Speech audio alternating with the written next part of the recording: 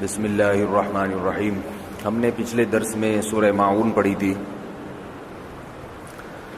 ارأیت الذی یکذب بالدین فذلک الذی یدع الیتیم ولا یحض علی طعام المسکین فویل للمصلین الذین هم عن صلاتهم ساہون الذین هم یراؤون ویمنعون الماعون. اس سورت کا ترجمہ بھی مکمل ہو گیا اور گرامر کے لحاظ سے بھی کمپلیٹ ہو گئی. آج ہم انشاءاللہ اس میں جو مضامین ہیں وہ پڑھیں گے اور اس کے بعد لإیلاف قریش.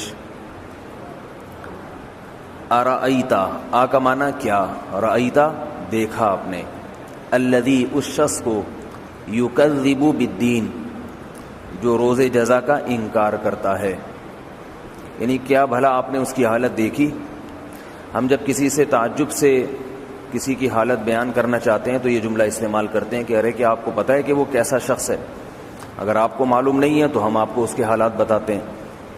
تو اللہ فرماتے ہیں گویا تعجب کر رہے ہیں کہ جو شخص آخرت کے وجود کا انکار کرتا ہے، کیونکہ اس کے ذہن میں حساب و کتاب کا تصور نہیں ہوتا.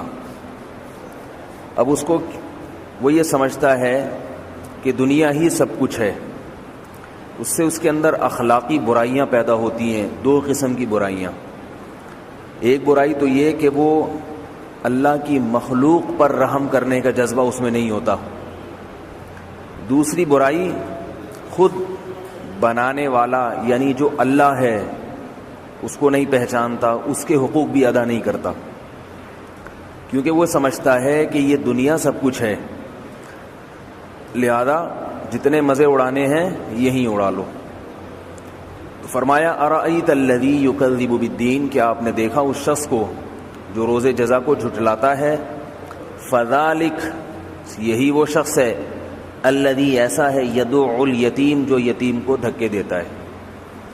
سب سے کمزور مخلوق کون ہوتی ہے؟ وہ بچہ جس کا باپ نہ ہو.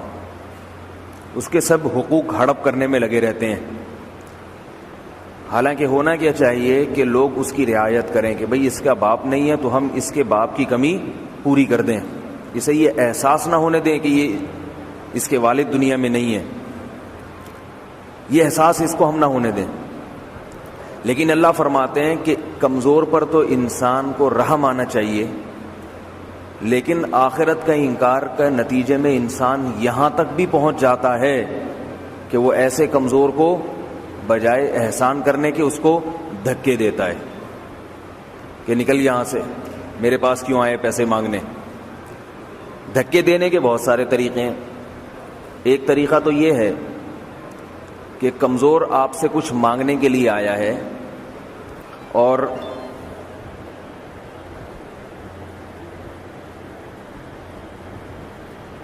کمزور آپ سے کسی چیز کا مطالبہ کر رہا ہے کہ بھئی مجھے یہ ضرورت ہے، مجھے یہ ضرورت ہے، آپ اس کو دھتکار دیں. اور ایک طریقہ یہ بھی ہے جو ہمارے معاشرے میں ہے کہ وراثت، اس کی وراثت اس کو نہیں دی جاتی. عام طور پہ بڑا بھائی چھوٹے کی وراثت کھا جاتا ہے چھوٹے بھائی کی، چاہے وہ چھوٹا نابالغ لڑکا ہو یا لڑکی ہو. یتیم میں دونوں داخل ہیں، لڑکے بھی اور لڑکیاں بھی. تو یتیم کو بطور مثال کے بیان کیا گیا ہے. بطور مثال کے مراد یتیم نہیں ہے. مثال اس لیے یتیم کی دی گئی کہ یتیم لڑکا ہو یا لڑکی دنیا کی سب سے کمزور ترین قوم ہے، جس کے حقوق کا نہ وہ خود مطالبہ کر سکتا ہے اور نہ کوئی اس کی طرف سے مطالبہ کرنے والا موجود ہوتا ہے. کیونکہ انسان کے حقوق کا مطالبہ تو اس کے والد کرتا ہے نا. باپ چاہتا ہے کہ میری اولاد پہ ظلم نہ ہو. تو جب باپ دنیا سے چلا گیا تو عام طور پہ بھائی جو ہیں پھر وہ محافظ نہیں بنتے، بلکہ وہ کھانے کی کوشش کرتے ہیں کہ میں اپنے بھائی کا مال بھی کھا جاؤں عام طور پر. تو اللہ نے فرمایا کہ جو آخرت کا انکار کرتا ہے اس کی سب سے پہلی صفت کیا ہے کہ یہ یتیم کو دھکے دیتا ہے. اور میں نے بتایا یتیم سے مراد صرف یتیم نہیں، یتیم کو فار ایگزامپل ذکر کیا ہے، بطور مثال کے ذکر کیا ہے. یعنی کمزور کو دھکے دے گا تاکہ یہ کمزور مجھ سے اپنا حق نہ مانگے اور کمزور پر احسان بھی نہیں کرے گا. آگے فرمایا ولا یحض، اور ترغیب نہیں دیتا علی طعام المسکین، لوگوں مسکین کو کھانا کھلانے کی ترغیب نہیں دیتا، نہ تو اپنے آپ کو ترغیب دیتا ہے اور نہ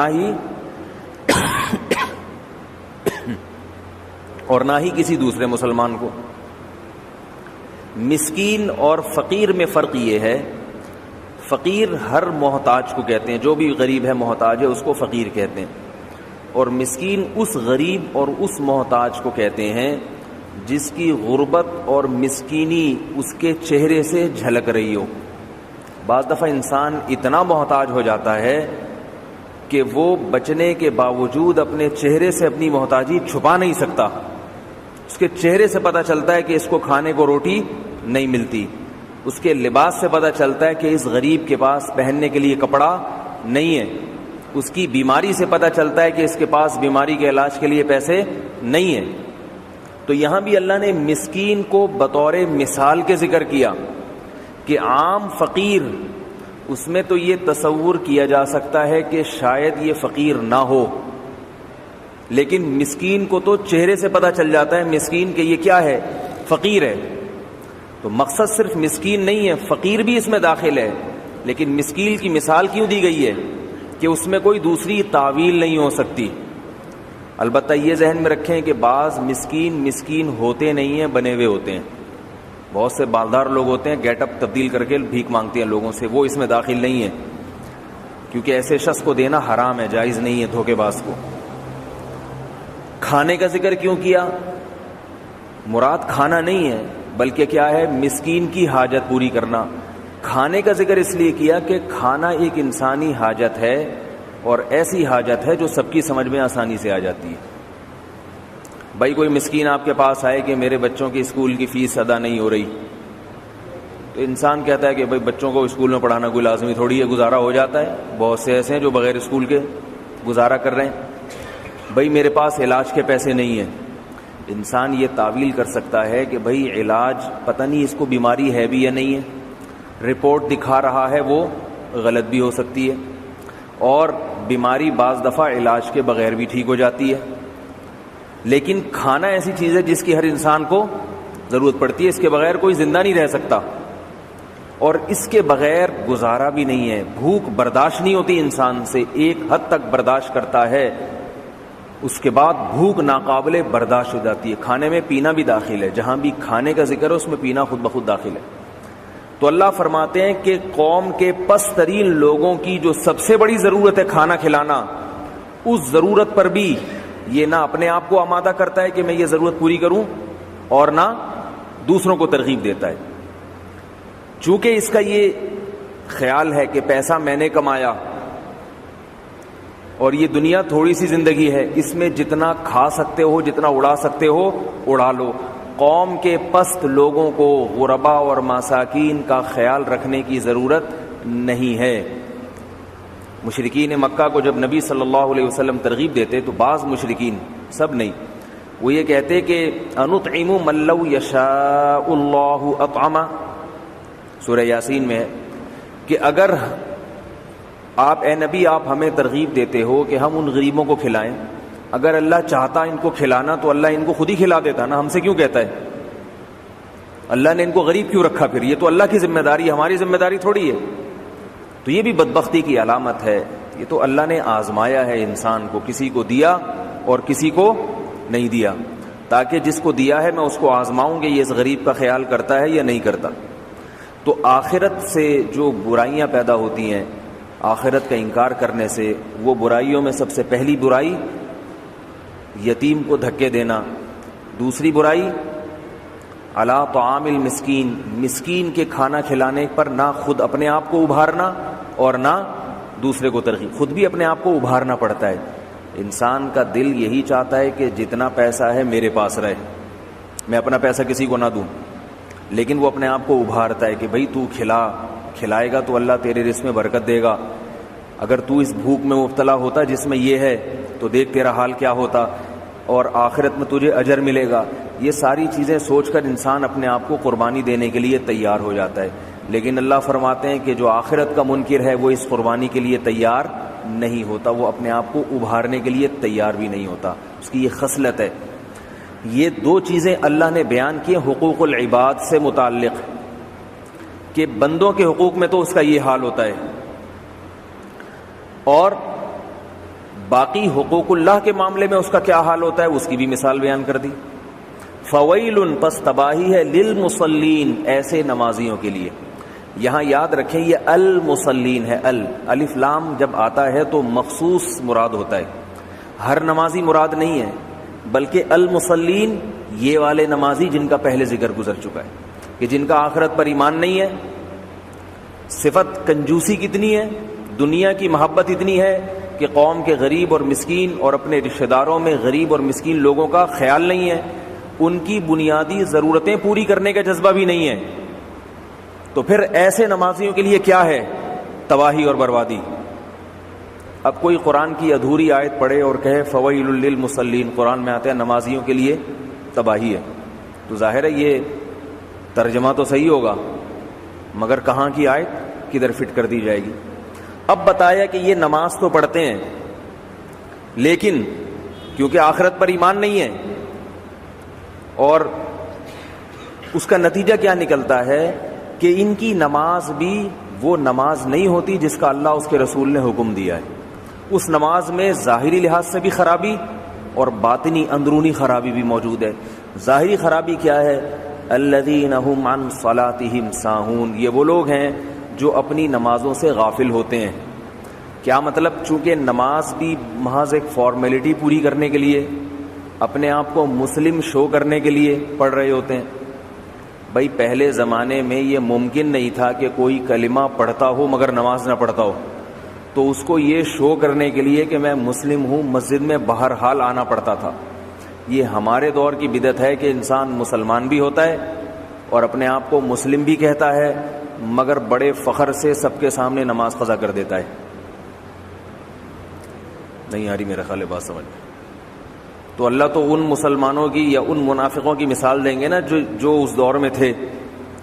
تو اللہ تعالیٰ فرماتے ہیں فویل للمصلین, تباہی ہے ایسے نمازیوں کے لیے, الذین هم عن صلاتهم ساہون, جو اپنی نمازوں سے غافل ہیں. یہ نماز کی ظاہری خرابی کا ذکر. آگے باطنی خرابی, الذین هم یراؤون, کہ جتنی پڑھ رہے ہیں نا نمازیں ان میں بھی یراؤون, ریاکاری, مقصد لوگوں کو دکھانا کہ لوگ ہمیں مسلم سمجھیں, لوگ ہمیں فراڈی نہ سمجھیں, ہماری داڑھی کو, ہمارے گیٹ اپ کو, ہمارے سجدوں پہ محراب کو دیکھ کے لوگ ہم سے دم درود کروائیں, لوگ ہم پر یقین کر لیں کہ نیک لوگ ہیں. حالات ایسے ہیں, جذبات ایسے ہیں. نہیں یاری بات سمجھ. حالات یہ کہ یتیموں کو دھکے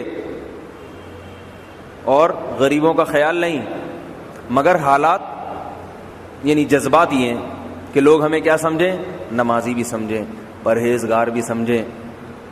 یہ سب لوگوں کو دکھانے کے لیے ہو رہا ہے. الذین هم یراؤون. پھر اللہ نے دوبارہ حقوق العباد کا ذکر کیا, دوبارہ حقوق العباد کا, کہ نماز کا ذکر اس لیے کیا کہ اللہ کے حقوق کی بات ہو رہی ہے. تو جیسے مخلوق کے حقوق میں سب سے کم درجے کی مخلوق کا ذکر کیا ہے, یعنی جو بیچاری سب سے مسکین اور محتاج ہوتی ہے وہ کون ہے, یتیم اور مسکین, اور ان کے بنیادی حقوق کی بات کی ہے. ایسے ہی عبادت میں جب اللہ کے حقوق کی بات آئی تو اللہ کا سب سے بڑا حق کیا ہے, نماز, سب سے بڑا حق. تو اللہ کے حق کی بات آئی کہ اللہ کے باقی حقوق تو کہاں ادا ہو رہے ہوں گے, روزہ ہے, حج ہے, زکوٰۃ ہے, داڑھی ہے, یا اور دوسرے سچ بولنا, یہ سارے حقوق تو بات کی. جو سب سے بڑا فرض ہے نا اسلام کا, اس فرضیت کی ادائیگی میں یہ حال ہے کہ نمازوں سے غافل, اور جتنی پڑھی جا رہی ہیں وہ بھی لوگوں کو دکھانے کے لیے پڑھی جا رہی ہیں. کیونکہ جب آخرت پر ایمان نہیں ہے تو اللہ کے لیے کیوں پڑھے گا بھائی, وہ تو جتنے اچھے کام کر رہے ہیں پبلک کو دکھانے کے لیے, نام پیدا کرنے کے لیے. وَيَمْنَعُونَ الْمَاعُونَ, اور فرمایا بخل کی یہ حالت ہے, کنجوسی کی, کہ میں ساری دولت خود ہی کما لوں, کہ جو چھوٹی موٹی روز مرہ استعمال کی چیزیں ہیں وہ چیزیں بھی لوگوں کو استعمال کے لیے نہیں دیتا, کہ میری چیز ہے, میں نے اپنے پیسوں سے خریدی ہے, آپ کو دے دی. تو کہیں آپ فری میں استعمال نہ کر لو, یہ آپ کو فائدہ ہو جائے گا.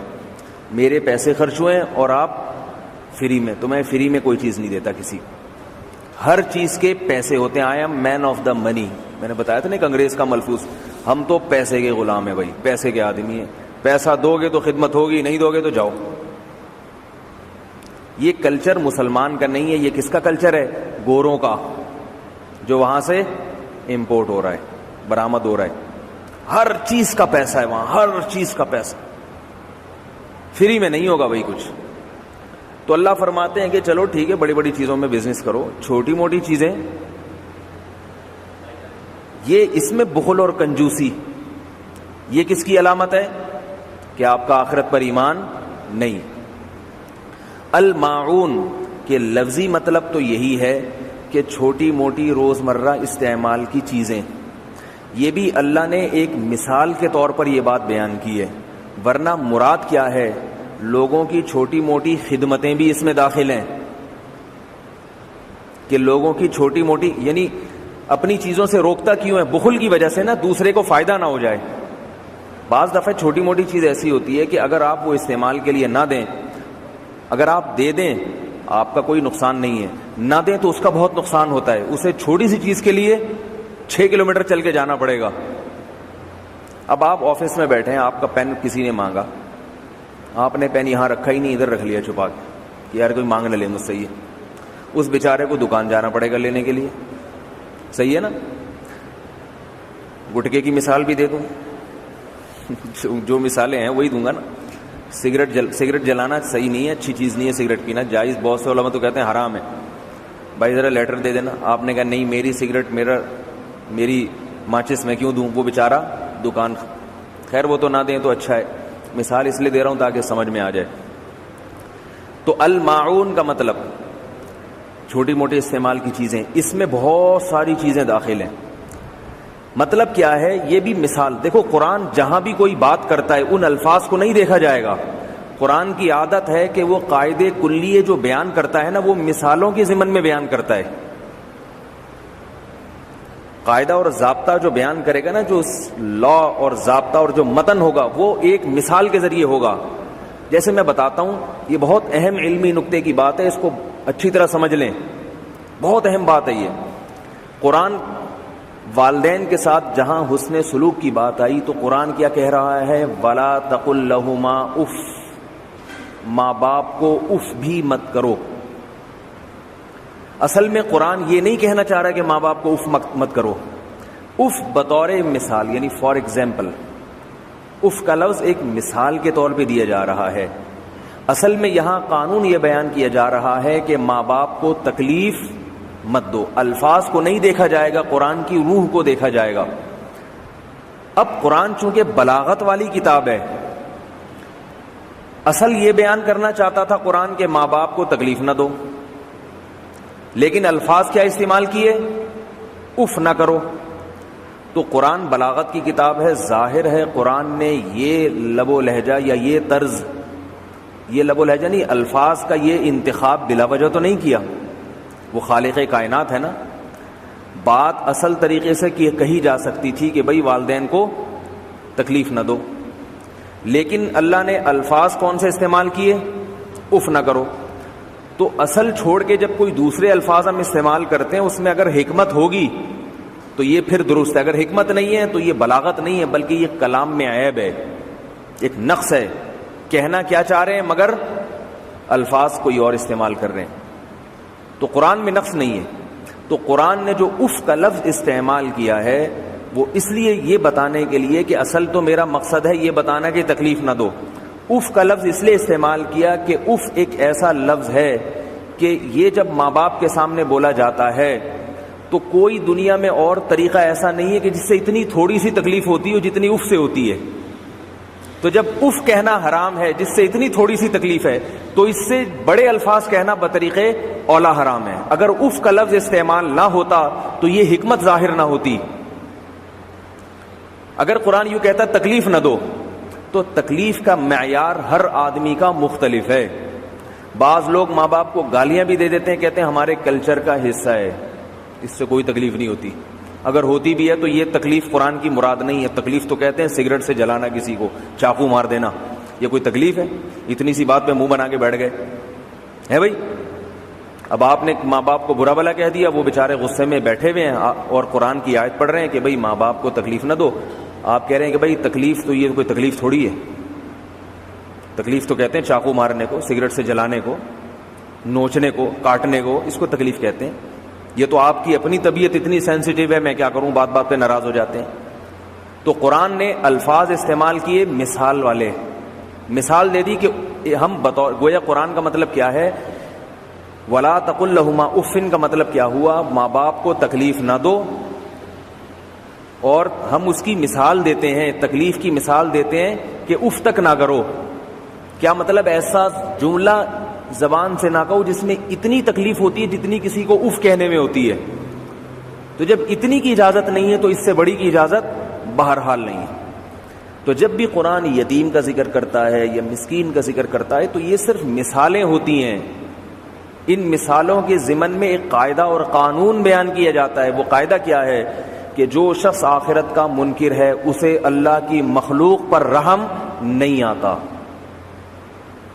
نہ مالی لحاظ سے ان کی مدد کی کوشش کرتا ہے اور نہ جسمانی. سمجھ رہے ہو بات کو؟ تو یتیم کی مثال دی گئی ہے کہ کمزور ہوتا ہے, اور مسکین کی مثال دی گئی ہے غربت جھلکتی ہے اس کی, اور اس کے بھی کھانے کی مثال دی گئی ہے.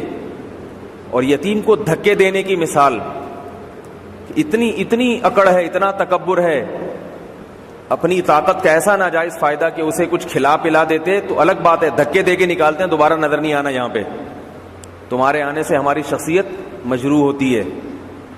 سمجھ رہے ہو بات کو؟ تو اور مساکین کو کھانے کا مطلب بھی میں نے جیسے بتا دیا کہ انسان کی بنیادی ضرورت ہے, یہ تو پوری کرو کم از کم. اور پھر اللہ نے اپنے حقوق کا ذکر کیا. میرے حقوق کی ادائیگی کا کیا معاملہ ہے؟ نماز تک نہیں پڑھتے ہیں تو غفلت سے پڑھتے ہیں, وہ بھی دکھانے کے لیے لوگوں کو.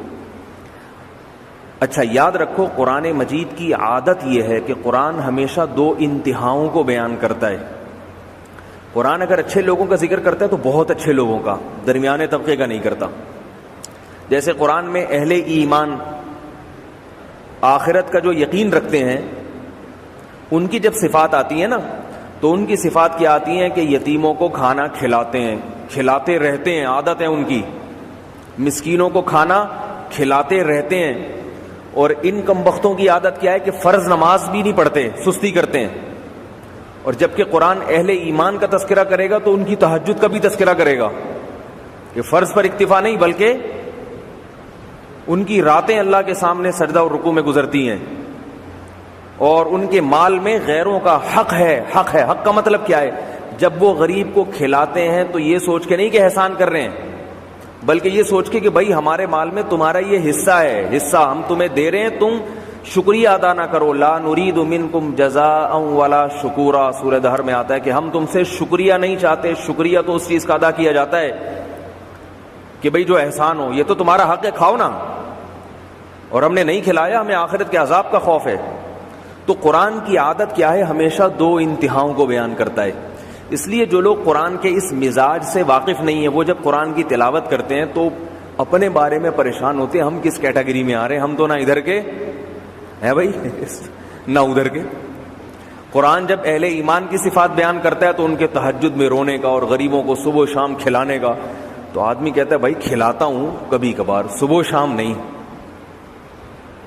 آئی بات سمجھ میں؟ لیکن اللہ کیا فرما رہے ہیں؟ اہل ایمان کون ہوتے ہیں؟ صبح و شام کھلاتے ہیں, شکریہ بھی نہیں چاہیے. پھر انسان جب, ہم جیسے جو نالائق لوگ ہیں, نالائق مسلمان ہیں, ہم دیکھتے ہیں یار ہم تو آخرت پر ایمان تو رکھتے ہیں, مگر اتنی لمبی تہجد جو قرآن کہہ رہا ہے کہ بستر رات کو الگ رہتے ہیں اور روتے ہیں اور دعائیں مانگتے ہیں جہنم سے پناہیں, دن میں کھلاتے ہیں لوگوں کو اور شکریہ بھی نہیں مانگتے, بھائی اس کیٹیگری میں تو ہم آتے ہی نہیں. پھر انسان کہتا ہے بھائی دوسرا طبقہ, دوسرا یہ ہے, دھکے دے کے نکالتے ہیں, بھائی اتنے برے بھی نہیں ہیں. وَيَمْنَعُونَ الْمَاعُونَ, کسی نے کہا کہ بھائی سر یہ 2 منٹ کے لیے پین دے دیں, چل بھائی بھاگ یہاں سے, میں نے خریدا ہے, میرا ہے. سمجھ رہے ہو؟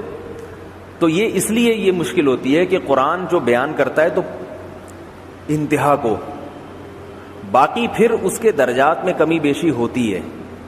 اچھے لوگوں کی اصل علامت تو وہ ہے، باقی جو جتنا اچھے لوگوں کی علامت کے قریب ہوگا اتنا اچھا زیادہ ہوگا، اور جو جتنا منافقین کی علامت کے قریب ہوگا اس میں نفاق زیادہ ہوگا. اب آپ اس سمت میں زیادہ ہیں تو قیامت میں انہی لوگوں میں شمار ہوں گے، ادھر کو زیادہ ہیں تو قیامت میں انہی لوگوں میں شمار ہوں گے. تو دو انتہاؤں کو بیان کر کے قرآن ہمیں چھوڑ دیتا ہے کہ اب تم زیادہ صفات تمہارے اندر کس کی ہیں یہ تم دیکھ لو اپنے بارے میں. اس لیے کہ اگر دو انتہاؤں کو بیان نہ کرتا تو ہمیں اچھے کا اصل معیار اور برے کا اصل معیار ہمارے سامنے نہ آتا. سمجھ رہے ہو بات کو کہ نہیں سمجھ رہے؟ جیسے مسلمان کی اصل علامت کیا ہے کہ غریبوں کو کھلاتا رہتا ہو، جیسے اصل عربوں کو دیکھو آپ، عربوں میں یہ ہمیں عربوں میں نظر آئی ہے یہ صفت. مالدار آدمی اتنا خرچ کرتا ہے، اتنا خرچ کرتا ہے. ہمارے ایک رشتہ دار جو امریکن نیشنلٹی ہے وہاں بہت رہے ہیں، کہتے ہیں کہ میں نے عربوں کو جو دیکھا خرچ کرتے ہوئے، تو اگر کوئی گورا ان عربوں کو دیکھ لے تو کہ یہ بیوقوف ہیں، احمق ہیں، پاگل ہیں، ان کا دماغ خراب ہو گیا، ان کا دماغی توازن خراب ہو گیا، پوری جائیدادیں لوٹا دیتے ہیں. ایک مثال دوں، انہوں نے اپنی آنکھوں سے دیکھا کہ ایک شخص حج کرنے، وہ جو جنرل اسٹور میں جو ہے نا حاجی لوگ خریداری کر رہے تھے، تو ایک شیخ صاحب آئے، انہوں نے جنرل اسٹور والے کے کان میں کچھ کہا. وہ کان میں یہ کہا تھا کہ یہ تمہارے پاس جتنا سامان رکھا ہوا ہے نا مالیت، یہ کتنے کا ہے؟ بہت بڑا جنرل اسٹور تھا. اس نے بتایا جی اتنے لاکھ ریال، یہ اتنے کروڑ ریال. عرب نے 2-3 گڈیاں چپکے سے نکال کے اس کے ہاتھ پہ رکھی اور جیب میں ڈالی، بولا حاجیوں میں فری بانٹ دو سارا. سمجھ میں آ رہی ہے بات؟ یہ سارا اسٹور کیا کر لیا میں نے، سارا سامان خرید لیا ہے، سارا حاجیوں میں فری بانٹ دو. تو یہ جگر اللہ نے آج بھی عربوں کو دیا ہے، کیونکہ ذرا اسلام کے زیادہ قریب ہے نسبت. حضرت مولانا اشرف علی تھانوی رحمہ اللہ تعالی نے یہ بات لکھی ہے کہ ہندوستان کے مسلمانوں میں کنجوسی زیادہ ہے بنسبت عربوں کے. عربوں میں کنجوسی نہیں ہے، اور ہندوستان کے مسلمانوں سے مراد اس دور کے مسلمان جو آج سے بہرحال زیادہ سخی تھے. اگر حکیم الامہ مولانا علی تھانوی آج کے مسلمانوں کو، ہم جیسوں کو دیکھ لیتے تو شاید فتویٰ دیتے کہ یہ تو مسلمان ہیں ہی نہیں. اپنے دور کے مسلمانوں کے بارے میں حضرت مولانا اشرف علی تھانوی نے لکھا کہ ان میں کنجوسی ہے، عربوں جیسی سخاوت نہیں ہے. اور اس کی وجہ کیا کہ ہندوؤں کے ساتھ زیادہ رہے ہیں.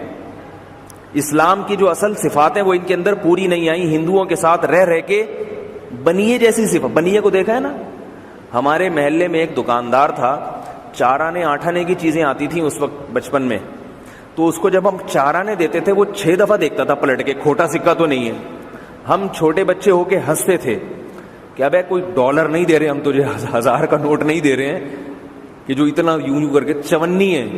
اس چونی کو 6 دفعہ دیکھتا تھا یوں کر کے کہ قائد اعظم پورے صحیح نظر آ رہے ہیں کہ نہیں آ رہے.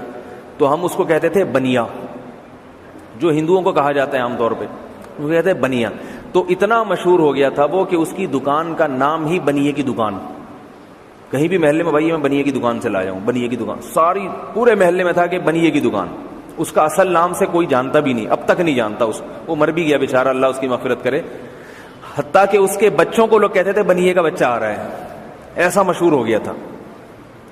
تو حضرت حکیم الامہ نے لکھا ہے کہ ہندوستان کے مسلمانوں میں جو کنجوسی آئی ہے وہ کہاں سے آئی ہے؟ لیکن ہندوؤں کے ساتھ رہ کے کنجوس ہو گئے ہیں. کیونکہ عرب میں بڑی سخاوت تھی، آج بھی ہے، اب وہاں بھی نسبتاً کم ہو گئی، دین اور مذہب سے دور ہو رہے ہیں. تو اللہ ایک انتہا کو بیان کرتا ہے کہ اہل اسلام کے حالات کیا ہوتے ہیں، اور دوسری انتہا کافر کی ہے کہ غیر مسلم کے حالات یہ ہوتے ہیں. اب جیسے بہت سے مومنین کے حالات اتنے اچھے نہیں ہیں جتنے ہونے چاہیے، اسی طرح بہت سے کافروں کے حالات اتنے برے نہیں ہیں جتنے ہونے چاہیے. یہ اس اشکال کا جواب بھی ہو گیا کہ بہت سے لوگ کہتے ہیں بھائی گورا انگریز بھی تو ایک ہسپتال بنا دیا، وہ مائکروسافٹ کمپنی کا جو وہ مالک ہے نا بل گیٹس، اس نے اورنگی ٹاؤن میں ہسپتال بنایا ہوا ہے، اور پتہ نہیں کہاں وہ بنائے ہوئے ہیں، اس نے کینسر کے بڑے اچھے ہاسپٹل بنائے ہوئے ہیں. ایک صاحب میرے سامنے ایک انگریز کی بڑی سخاوت بیان کر رہے تھے کہ بل گیٹس نے اتنے کام کیے. میں نے کہا بل گیٹ کی جتنی روزانہ آمدن ہے نا, اس کے لیے یہ اتنے بڑے بڑے ہسپتال ایسے ہیں جیسے ہمارے یہاں کوئی 20 لاکھ کماتا ہو اور کسی فقیر کو 5 کا سکہ پکڑا دے اور سخاوت کو دنیا میں بیان کرے, میں نے اتنے غریبوں کو کھلا دیا. جتنی آمدن ہے نا, جتنی آمدن, اس کے حساب سے یہ کچھ بھی نہیں ہے. یہ کمائی اگر عرب کی ہوتی پھر دیکھتے دنیا میں تہلکہ مچا دیتے عرب, اور مچایا ہے. میں بھی نام لے کے بتاؤں اگر وقت ہو میرے پاس کہ فلاں عرب کے کیا تھی اور کیا اس نے خرچ کیا ہے, کیسے لٹایا ہے, کیسے پھینکتے ہیں مال کو. تو اس لیے یہ موضوع تبدیل ہو جائے گا. اس کی ایک بہت آسان سی مثال آپ کو میں دیتا ہوں, مشاہدے سے بڑھ کر کوئی دلیل نہیں ہوتی. میں اپنے رشتہ داروں کو دیکھتا ہوں جو امریکہ میں رہتے ہیں وہ کنجوس ہیں, جو سعودیہ میں رہتے ہیں وہ سخی ہیں. بھائی کوئی امریکہ میں رہتا ہو تو پیشگی معذرت, سب کی بات نہیں کر رہا. میں پہلے بتا دوں کوئی قاعدہ کلیہ نہیں ہوتا. بہت سے امریکہ میں رہ کے بھی الحمدللہ سخی ہیں, بہت سے سعودیہ میں رہ کے بھی کنجوس ہیں. جب بھی بات ہوتی ہے تو ایک جنرلی یعنی ایک عمومی بات ہوتی ہے, قاعدہ کلیہ نہیں ہوتا. لیکن میں نے دیکھا ہے کہ جو امریکہ میں جاتے ہیں وہاں کچھ عرصہ رہتے ہیں وہ کنجوس بن جاتے ہیں. ان میں وہ خرچ کا جذبہ رہتا نہیں ہے جیسا پہلے ہوتا ہے, جو ان کے باپ دادا میں تھا. اور جو سعودی عرب رہتے ہیں ان میں خرچ کا جذبہ زیادہ ہوتا ہے. یہ میں نے اپنی آنکھوں سے دیکھا ہے. کم آمدن ہوگی مگر خرچ کا جذبہ بہت ہوگا. تو دوبارہ اصل بات کی طرف آتا ہوں کہ اللہ اصل صفت بیان کرتے ہیں کہ اہل ایمان کی وہ ہے, جو کبھی کسی موقع پر قرآن میں آئے گی تو انشاءاللہ ہم پڑھیں گے. اور کافر کی, غیر مسلم کی, جو آخرت کا انکار کرتا ہے, اس کی اصل صفت کیا ہے؟ یہ ہے کہ عبادت بھی کرے گا دکھانے کے لیے, نام لینے کے لیے, سخاوت بھی کرے گا تو ریاکاری کے لیے اور نام آ جائے دنیا میں. اور کنجوسی کی حالت کیا ہوتی ہے؟ وَيَمْنَعُونَ الْمَاعُونَ, کہ چھوٹی موٹی استعمال کی چیزیں بھی نہیں دیتے. چھوٹی موٹی استعمال کی چیزوں میں کیا مطلب ہے؟ چھوٹا موٹا صدقہ بھی نہیں کرتے, چھوٹے موٹے صدقے بھی نہیں کرتے. حضرت عبداللہ بن مسعود رضی اللہ تعالیٰ عنہ فرماتے ہیں کل معروف صدقہ, کسی کے ساتھ بھی بھلائی سے پیش آ جانا یہ صدقہ ہے. کیا مطلب؟ صدقہ صرف یہ نہیں کہ آپ کسی پہ پیسے خرچ کریں, کسی بھی قسم کی خدمت کیا کہلاتی ہے؟ صدقہ. یہاں تک کہ حدیث میں آتا ہے رسول اللہ صلی اللہ علیہ وسلم نے فرمایا کسی مسلمان سے مسکرا کے بات کر لینا یہ بھی صدقہ ہے. کیونکہ آپ جب کسی سے مسکرا کے بات کرتے ہیں اسے خوشی محسوس ہوتی. پیشانی پہ سلوٹیں ہوں گی, منہ میں پان ہوگا.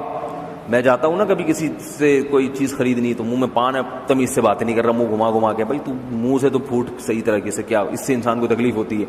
یا غصے میں بات کرے, ہر وقت ناک میں مکھی بٹھا کے رکھتے ہیں بعض لوگ. تو خوش مزاج آدمی, ہنستا بولتا, اچھی طرح سے بات کرتا ہوا. ہمارے حضرت ایک شعر پڑھا کرتے تھے, شب گزاری ساز میں, دن گزارے ساز میں, راتیں گزاری سوز میں, عمر بھر ہم دن میں بلبل شب میں پروانہ رہے. دن میں تو ساز سے مراد یہ نہیں گانے بجانے, بلکہ خوش و خرم لوگوں سے جب ملتے ہیں تو خوش اخلاقی کے ساتھ, اور راتیں گزاری سوز میں, سوز و درد میں, غم میں. دن میں ہم بلبل کی طرح چہکتے ہیں اور شب میں پروانے کی طرح اللہ کے گرد, جیسے پروانہ آگ کے گرد گھومتا ہے. یہ تو اہل اللہ کی مثال ہے. تو اب یمنعون الماعون میں جتنی بھی چھوٹی موٹی صدقے کی چیزیں سب آ گئیں. اب میں ان کو بیان کرتا ہوں. مسکرا کے بات کرنا یہ نہیں کرتے, بھائی ٹائم نہیں ہے, بات ہی نہیں کرے گا کسی سے تمیز سے. ہاں اگر کسی سے مسئلہ ہونا, کوئی کسٹمر ہے آپ کا جس کو کوئی چیز بیچنی ہے, اس سے تو پھر چائے بھی پلائیں گے, اس کو کولڈ ڈرنک بھی پلائیں گے. کسی لڑکی سے ناجائز دوستی ہو گئی, اس سے تو بہت خوش اخلاقی سے بات, بیوی سے بات نہیں کریں گے تمیز سے. یہ بھی یمنعون الماعون میں داخل ہے. بات آ رہی ہے سمجھ میں؟ صدقہ چھوٹے موٹے صدقے بھی نہیں کرتے کہ بھائی تم تھوڑا مسکرا کے بات کر لو, سوری کر لو, کسی سے معذرت کر لو. اسی طرح اس میں یہ بھی داخل ہے, آپ جا رہے ہیں اپنی گاڑی میں, اپنی کار میں یا اپنی بائک پہ, اور کوئی غریب محتاج بیچارہ بوڑھا راستے میں کھڑا ہے, آپ کو پتہ ہے یہاں اور کوئی لفٹ کا انتظام نہیں ہے, وہ لفٹ مانگ رہا ہے, آپ گزر جاتے ہو. یہ غلط ہے, غیر اخلاقی حرکت. آپ دیکھ رہے ہو دھوپ میں بوڑھا کھڑا ہوا ہے, آپ اس کو لفٹ دے دیں. آپ یہ دینے سے آپ کا پیٹرول زیادہ خرچ نہیں ہو جائے گا, آپ کی گیس زیادہ خرچ نہیں ہو جائے گی, اس بیچارے کا بہت بھلا ہو جائے گا. بوڑھے کی قید اس لیے لگا رہا ہوں, اور یہ جو میں نے دوسری قید لگائی کہ اور کوئی گاڑی بس کا روٹ نہیں ہے, یہ اس لیے لگا رہا ہوں کہ بہت سے لوگوں کا کام ہی یہی ہے. وہ صبح گھر سے نکلتے ہیں, انہیں پتہ ہے یہاں سے W11 وہاں تک جاتی ہے, یہاں سے رکشے ٹیکسی سب ملتے ہیں, پھر بھی کنجوس لوگ ہوتے ہیں, لوگوں کو ہاتھ دے دے کے لفٹ لے کے سفر کر رہے ہوتے ہیں. ایسے کنجوسوں بخیلوں کے ساتھ تعاون نہیں کرنا چاہیے. میں جب جاتا ہوں صبح اپنی بائک پہ تو کوئی راستے میں آتا ہے ہٹا کٹا جوان ہے اور روٹ کی وہاں بسیں بھی چل رہی ہیں, جتنا مرضی کہہ دے میں نہیں, ساری دنیا جا رہی ہے تم بھی جاؤ. سمجھ میں آ رہی ہے بات؟ ہاں اگر کوئی بوڑھا ہے یا ایسی جگہ ہے جہاں گاڑیاں نہیں ہیں, آپ کو پتہ ہے کہ بھئی یہاں 2-2 گھنٹے انتظار کرنا, اس کو لفٹ دے دیں. مگر اس زمانے میں لفٹ دینے میں ایک چیز کا خیال کرنا چاہیے, کوئی چور اچکا نہ ہو. جیب کترے بیٹھ جاتے ہیں بائک میں آپ کے پیچھے, جب آپ اترے تو آپ کے سارا سامان خالی. گاڑی میں آپ نے کسی کو لفٹ دے دی, بٹھا دیا, تھوڑی دیر میں اس نے بندوق رکھ دیا آپ کے. تو اگر یہ خطرہ ہو تو پھر منع کرنے میں کوئی حرج نہیں ہے, بلکہ واجب ہے کہ منع کیا جائے, کیونکہ اپنے جان اور مال کی حفاظت پہلے ضروری, اس قسم کے صدقات و خیرات دوسرے درجے میں آتے ہیں.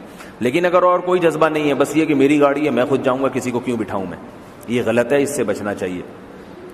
وَيَمْنَعُونَ الْمَاعُونَ میں اور بھی چیزیں داخل ہیں کہ جیسے میں نے بتایا کوئی چھوٹی موٹی چیز آپ سے مانگتا ہے, بائک مانگتا ہے, یار مجھے یہاں تک انڈا موڑ تک جانا ہے ذرا, تو آپ دے دیں اس کو اپنی بائک, کوئی نہیں, پہیے نہیں گھس جائیں گے اس سے. البتہ یہاں ایک بات یاد رکھیں, میں نے بتایا کہ اصل قرآن جو بیان کرنا چاہ رہا ہے وہ کیا ہے, کہ دل میں تنگی ہوتی ہے کہ کسی پر احسان نہ ہو, میری چیز میری ہو, یہ اصل بیان کرنا چاہتا ہے.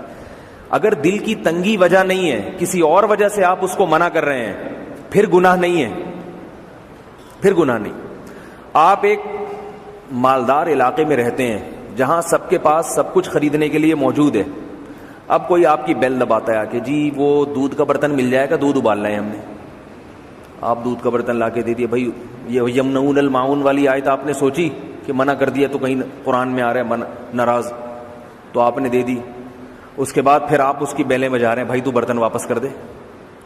پھر آیا جی وہ چاولوں کی ٹرے مل جائے گی, مہمان آئے ہوئے, تو آپ اسے بولو کہ بھائی تم کسی غریب مسکین علاقے میں نہیں رہتے, سب دولت مند لوگوں کا اتنے پیسے ہر ایک کے پاس ہوتے ہیں, آپ بار بار ہمیں پریشان نہ کریں, آپ جا کے برتن مارکیٹ سے خرید لیں. یہاں جو آپ اس کو منع کر رہے ہیں, اس لیے منع نہیں کر رہے کہ آپ کی طبیعت میں بخل ہے, بلکہ اس لیے منع کر رہے ہیں کہ سامنے والا بے شرم ہے. غریب کے ساتھ معاملات کچھ اور ہوتے ہیں, مالدار کے ساتھ معاملات کسی اور قسم کے ہوتے ہیں. اب کیا ہے, لوگ کیا کرتے ہیں, بائک کبھی وقتی ضرورت کسی کو موٹر سائیکل کی پڑ گئی, گاڑی کی پڑ گئی, آپ نے دے دی. آپ کو پتہ ہے یہ اپنی گاڑی خرید سکتا ہے, اپنی موٹر سائیکل خرید سکتا ہے, پھر بھی آگے بار بار بیل بجا رہا ہے. پھر آپ اس کو منع کر رہے ہیں کہ بھائی نکلو یہاں سے, تو یہ منع کرنا وَيَمْنَعُونَ الْمَاعُونَ میں داخل نہیں ہے. تو ایک پوائنٹ تو یہ ہو گیا. اس بنیاد پہ اگر آپ کسی کو منع کرتے ہیں کہ یہ مستحق نہیں ہے, یہ بے شرم ہے, ٹھیک ہے نا, اس کو اگر میں نے ضرورت پوری کر دی تو یہ لوگوں پر اعتماد کر کے ہی بیٹھا رہے گا. معاشرے میں ہر قسم کے لوگ ہوتے ہیں. ایک پوائنٹ یہ ہو گیا کہ اس بنیاد پر کسی کو انکار کرنا یمنعون الماعون میں داخل نہیں ہے. دوسرا, اس بنیاد پہ انکار کرنا کہ آپ کو پتہ ہے اگر میں نے اپنی فلاں چیز استعمال کے لیے دے دی تو لوگ مجھے تنگ کریں گے. وہی میں لطیفہ سناتا ہوں نا, ایک آدمی نے نئی موٹر سائیکل خریدی, کبھی کوئی آ رہا ہے, بھائی ذرا بائک دینا, انڈا موڑ تک جانا ہے, لے جا بھائی. ہوتے ہوتے جب دیکھا پیٹرول ختم, پیٹرول بھی نہیں ڈالتے, یہ اس کا خرچہ زیادہ ہو گیا ہے, تو اس نے کہا کہ بھائی پیٹرول کا مہنگا پڑ رہا ہے. تو اب لوگ آتے کہتے بھائی پیٹرول ہم ڈال دیں گے, آپ ہمیں بائک دے دیں, پیٹرول ہم ڈال دیں گے. اب کیسے منع کرے بیچارہ, تو اب پیٹرول ڈال کے چلا رہے ہیں لوگ. اب اس کو یہ کہ یار یہ تو میری موٹر سائیکل کی تو واٹ لگ جائے گی تھوڑے دنوں میں, ہر محلے والا یہی بنیاد کہ پیٹرول میں ڈال دوں گا. تو ایک دن ایک صاحب آئے, بیل بجائی کہ بھائی آپ اپنی بائک دے دیں, پیٹرول میں ڈال دوں گا. یہ خالی ڈبہ لے کر آئے, بولا اس میں پیٹرول ڈال کے چلا لو. کہا موٹر سائیکل صرف پیٹرول سے نہیں چلتی, اور بھی چیزیں, انجن آئل بھی خرچ ہوتا ہے, پہیے بھی گھستے ہیں, ٹیوننگ سروس, درجنوں چیزیں ہوتی ہیں اس میں. تو آپ نے اگر کسی کو اس بنیاد پہ روکا کہ اگر میں نے منع نہیں کیا تو یہ مجھے دنیا کا کوئی کام نہیں کرنے دیں گے, وقت برباد کریں گے, اس بنیاد پہ بھی جائز ہے, کیونکہ یہاں مقصد اپنے وقت کو بچانا ہے, دوسرے کو پریشان کرنا مقصود نہیں ہے. بعض جگہوں پر ایسا ہوتا ہے آپ کسی کو ایک چیز دے دو, ہر آدمی تھوڑے دن. اور تیسری اس وجہ سے بھی روکنا جائز ہے, آپ کو پتہ ہے کہ امانت کا دور نہیں ہے, کوئی چیز کسی کو استعمال کرنے کے لیے دو, خود سے واپس کبھی نہیں کرتا, وہ مانگ مانگ کے تھک جاتا ہے انسان. تو چھوٹی سی چیز پہ وقت کتنا برباد ہوتا ہے. ان بنیادوں پہ اگر کوئی منع کرتا ہے تو اس میں داخل نہیں ہے. یہ میں اس لیے کہہ رہا ہوں کہ بعض لوگوں نے قرآن کی تفسیریں پڑھی ہوئی ہوتی ہیں، وہ آپ سے آ کے پین مانگتے ہیں، آپ بولتے ہیں نہیں ہے، تو فوراً وَيَمْنَعُونَ الْمَاعُونَ، حالانکہ آپ کو پتہ ہے کہ اس لیے میں نہیں دے رہا کہ بھائی تو ادھر دکان سے خرید لینا، صبح شام ضرورت پڑتی ہے، کبھی کل مجھ سے مانگ رہا تھا، پرسوں اس سے مانگ رہا تھا، ترسوں اس سے مانگ رہا تھا، بھگاری پن کیوں دکھا رہے تھے؟ تو اس بنیادوں پر اگر کوئی روکتا ہے تو یہ وَيَمْنَعُونَ الْمَاعُونَ میں داخل نہیں ہے۔ میں جلدی سے آیت کا یہ خلاصہ بیان کر کے سورہ ماعون کی تشریح کو مکمل کرتا ہوں۔ تو اس صورت میں اللہ تعالیٰ نے وہ لوگ جو روز جزا کا انکار کرتے ہیں ان کی 4 صفات بیان کی ہیں، بلکہ 5 صفات بیان کی ہیں۔ پہلی صفت یتیم کو دھکے دینا، دوسری صفت غربا اور مساکین کو کھانا نہ خود کھلاتے ہیں نہ دوسروں کو ابھارتے ہیں۔ دوسروں کو ابھارنے کا ذکر اس لیے کہ بعض دفعہ انسان کہتا ہے چلو مجھ میں کنجوسی ہے لیکن فلاں کو مشورہ دے دوں گا تو اس غریب کو کھلا دے، لیکن نہیں بھائی، تو بھی اپنا پیسہ بچا کے رکھ، پیسہ بچا کل کام آئے گا، خرچ کرنے کے لیے نہیں ہوتا۔ بیوی کے پاس اللہ نے دولت دی ہے، وہ بیچاری اپنی دولت سے کسی غریب رشتہ دار کو کھلا رہی ہے، شوہر کہتا ہے نا نا نا نہیں کھلانا، تو یہ شوہر کے کنجوس ہونے کی علامت ہے۔ ہاں دن رات اڑا رہی ہو تو پھر شوہر کو یہ خطرہ ہو کہ کل یہ غریب بن کے میرے اوپر بوجھ بنے گی، وہ ایک الگ بات ہے۔ دوسری صفت اللہ نے یہ بیان کی ہے، عیب یہ بیان کیا ہے کہ یہ کھانا کھلانے کی ترغیب نہیں دیتے۔ تیسری کہ یہ اللہ کی عبادت یا تو کرتے ہی نہیں ہیں، کرتے ہیں تو اس میں غفلت برتتے ہیں، دنیاوی کام تو بہت پابندی کے ساتھ مگر عبادت ناقص۔ اور چوتھی صفت عبادت میں ریاکاری کرتے ہیں۔ تو صرف عبادت مراد نہیں ہے، میں نے بتایا یہ تو مثال کے طور پر، یعنی جتنے بھی اچھے کام کرتے ہیں تو وہ اچھے کام بھی مخلوق کو دکھانے کے لیے، شو مارنے کے لیے، نام پیدا کرنے کے لیے۔ اور پانچویں کہ طبیعت میں بخل اتنا ہوتا ہے کہ کسی کی تھوڑی بہت خدمت، اچھا اس میں یہ بھی داخل ہے، بارشوں میں ایسا ہوتا ہے کہ سیلاب آ رہا ہے یا روڈ پہ پانی بھر گیا، اب محلے والوں کو چاہیے کہ بھائی جو مسافر پھنسے ہوئے ہیں تھوڑا سا ان کے گاڑی نکلوا دیں، وہ ڈھیٹ بنے ہوئے جا رہے ہوتے ہیں، اور یہاں تک نوبت ہے ایکسیڈنٹ ہو جاتا ہے، لوگ زمین پہ پڑے ہوئے ہوتے ہیں، دوسرا قریب سے گزر جائے گا اس کو اٹھائے گا نہیں، یہ بہت بڑی بدبختی ہے۔ قریب سے گزر جائے گا کہ میرا کیس نہیں ہے، یہ میں نے تھوڑی مارا ہے، میں کیوں اٹھاؤں؟ یہ بھی بہت بڑی بدبختی کی بات ہے۔ وہ ایک موٹے آدمی کا انتقال ہو گیا، اب اسے کوئی کندھا نہیں دے رہا، بچے نے کہا بھائی کندھا دو، ہر آدمی کہہ رہا ہے بھائی میں نے تھوڑی مارا ہے اس کو جو میں کندھا دوں، بھاری ہے، وزن ہے۔ تو جنازہ ہو گیا تو اٹھاتے ہیں نا، تو یہ تو خیر ایک لطیفہ ہے، اٹھاتے ہیں نا کہ نہیں اٹھاتے؟ ایسے ہی میرے بھائی جو روڈ پہ بیچارہ پڑا ہوا ہے اسے ایسے ہی نہیں چھوڑ کے جاؤ، بہت بڑا عذاب ہے، بہت بڑا گناہ ہے، آپ کی ذمہ داری ہے کہ آپ اس کو ہسپتال تک پہنچائیں یا کسی کو مشورہ دیں، کسی تعاون کریں، اس کو اٹھائیں، ایمبولینس میں ڈالیں، منگوائیں۔ بہت سے اندھے بنے ہوئے گزر جاتے ہیں، بہت بدبختی کی بات ہے۔ یہ کام کون کرتا ہے؟ جس کا آخرت پہ یقین نہیں ہے، وہ کہتا ہے دنیا ہے میں تو بچاؤں نا، یہ مر گیا تو کیا ہو گیا، میرا کیا بگاڑ لے گا؟ لیکن جسے پتا ہے آخرت میں اللہ پوچھے گا کہ کل وہ تڑپ رہا تھا تیرا ایک انسان، اور یہ احسان صرف مسلمان پر نہیں انسان پر بھی واجب ہے، انسان پر بھی۔ دیکھو ایک شخص نے کتے کو پانی پلایا تھا، اللہ نے مغفرت کی اس کی، اگر وہ کہتا ہے یہ کتا ہے میرا اس سے کیا لینے دینا، تو صرف مسلمان پر نہیں کسی کافر کو بھی پڑا ہوا دیکھا، اس کو بھی غریب اور محتاج دیکھا، کافر پہ صدقہ کرنے کا بھی ثواب ملتا ہے اور کافر کو ہدیہ دینے کا بھی ثواب ملتا ہے۔ صدقہ تو ہدیہ تو صدقے سے بڑی چیز ہے، ہدیے میں اکرام ہوتا ہے سامنے والے کا، تو کافر کو ہدیہ دینا بھی جائز ہے۔ نبی صلی اللہ علیہ وسلم نے بہت سے کافروں کو تحفے بھیجے ہیں، گفٹ بھیجے ہیں، تو صدقہ کیوں نہیں جائز ہو گیا؟ گفٹ میں تو سامنے والے کا اکرام ہوتا ہے، سمجھ میں آ رہی ہے نا بات؟ تو گفٹ جو ہے نا، تحفہ، یہ صدقے سے اوپر کی چیز ہے، کیونکہ اس میں توہین نہیں ہوتی، عزت ہوتی ہے سامنے والے کی، اور صدقے میں تھوڑی سی توہین ہوتی ہے۔